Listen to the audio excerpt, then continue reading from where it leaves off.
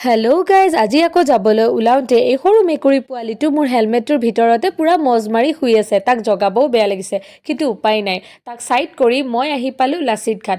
আৰু ইয়াত অহা কাৰণটো হ'ল 24 আৰু 25 তাৰিখে বীৰ চিলাৰায় দিৱসৰ বাবে আমি ইয়াত এখন নাটক পৰিৱেশন কৰিছোঁ, আৰু য'ত ময়ো আছোঁ। দেখিছেনে, আমি ৰেডি হৈ পেলাই আকৌ ৰীল বনোৱাত ব্যস্ত।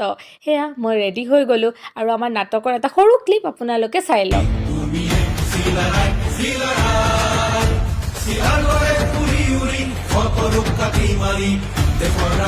আৰু এইপিনে সুনিতা বা আৰু গায়ত্ৰী বাই ফটো উঠাত ভিডিঅ' লোৱাত পুৰা ব্যস্ত। আৰু এইপিনে ষ্টেজৰ বেক চাইডে এওঁলোকে ইয়াত যুদ্ধ কৰি আছে, পুৰা প্ৰেক্টিচ কৰি আছে, কাৰণ ষ্টেজত যুদ্ধ লাগিবতো।